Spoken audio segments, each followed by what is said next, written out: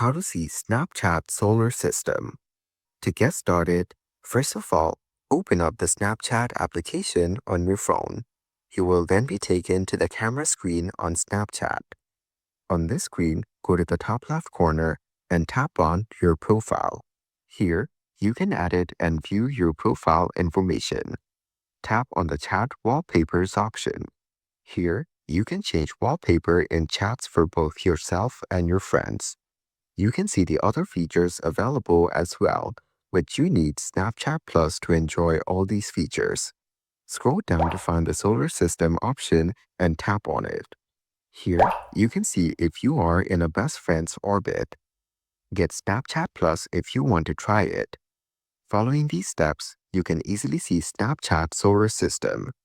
Thank you for watching. Please leave a like if this tutorial helped you, or leave a comment below if you have any questions related to the video.